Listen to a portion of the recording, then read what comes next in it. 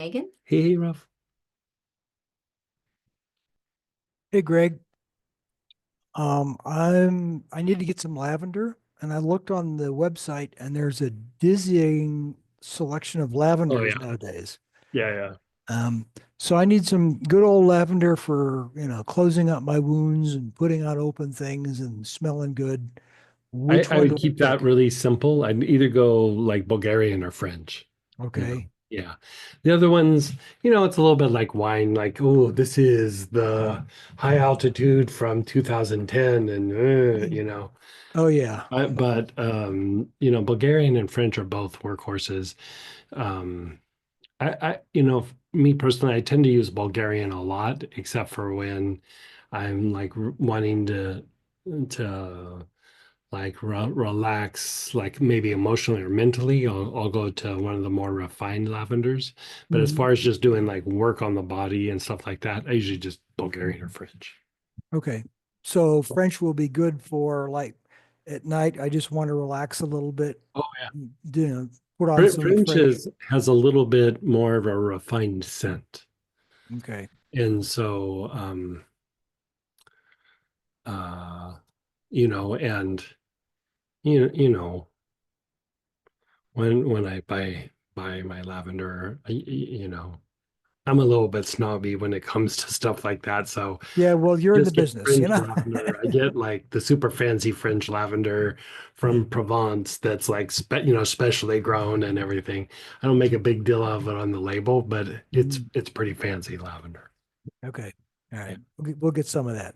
Yeah. A couple weeks ago, you gave us this really interesting Mudra I've been playing with, Hmm. including when my ego mind wants to start going off while I'm doing the four quadrants.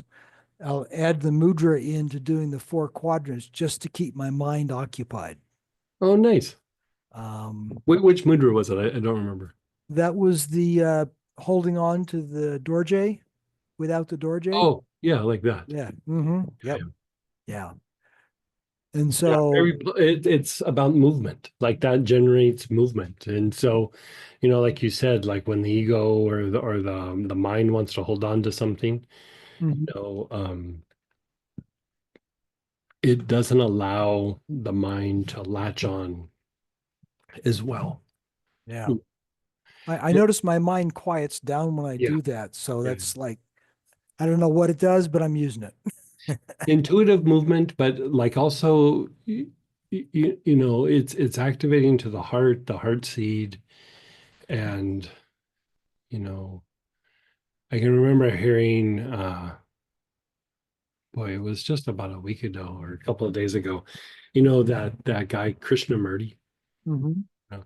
So somebody asked him, "What do you think about the Buddha?"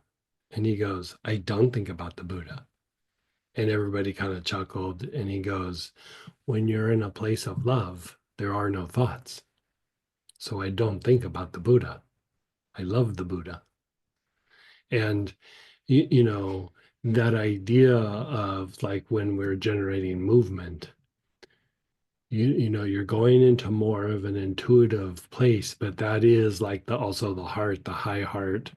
And part of why your mind goes quiet is you're going into a place of providence and stability, and you're starting to touch like that divine love part.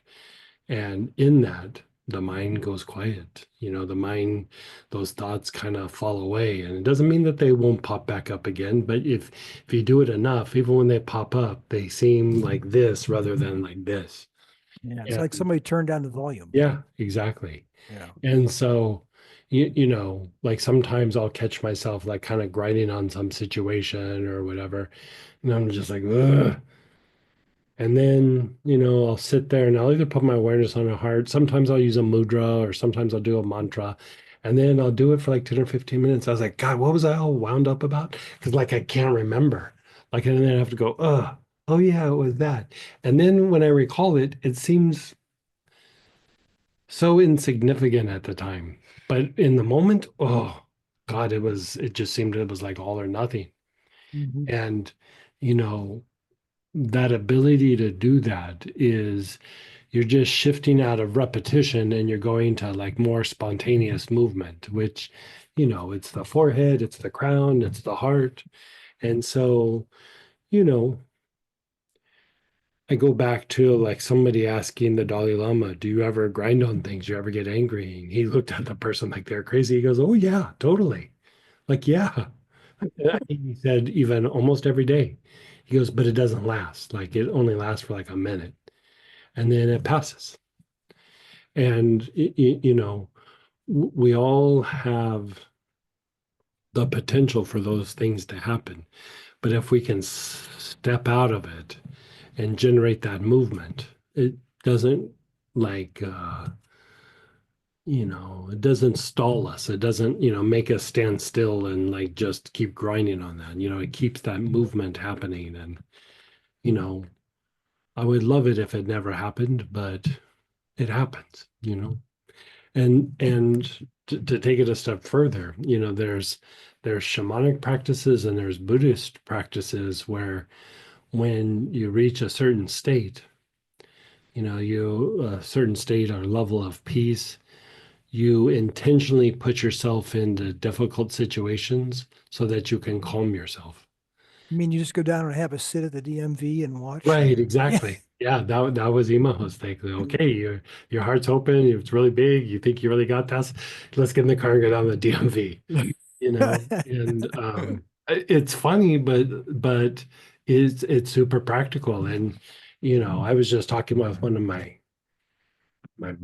Buddhist friends who used to be a lama, and whenever we start talking and it's been more than 5 or 10 minutes, we go into, because it's an aspect of tantric practices where you don't avoid the difficult situations, or uncomfortable situations, you engage them, and then you try to find your nature or peace or whatever it is you want to call it in those situations. And by doing that, you're like destroying the ego, or you're diminishing the ego.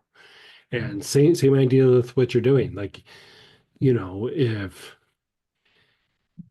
if you have things in your day that do that, you'll notice like, well, I'm going to try to avoid these things, but a lot of times you're having to deal with something. And Hmm. so you go, okay, I'm Yep. going to deal with this, but when it comes up, I'm going to go to my practice so that I can let it pass and I can do these difficult things that I wouldn't do otherwise. And after a while, it just becomes like a form of transmutation or transformation that, um, uh, it almost becomes like a practice unto itself. And in the shamanic traditions, they would do things like that where you engage a difficult person, but you try to keep yourself in like a non-reactive place and almost like make it like you're playing with the person even though they're being super obnoxious.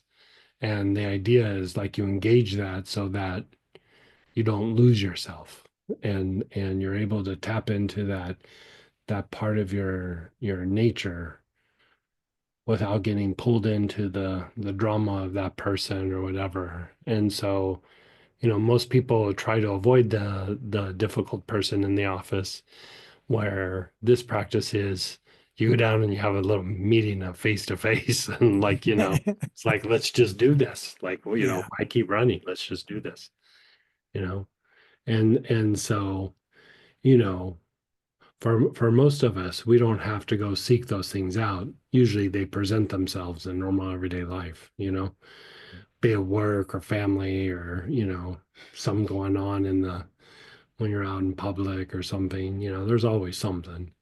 And to be able to, like you said, use the mudra, use breathing, putting your awareness on the heart. Um, there's all different ways of doing it. And you know, I would say explore those different things, but if a mudra is working for you right now, I'd work it. Okay. Yeah. Can I overdo the mudra?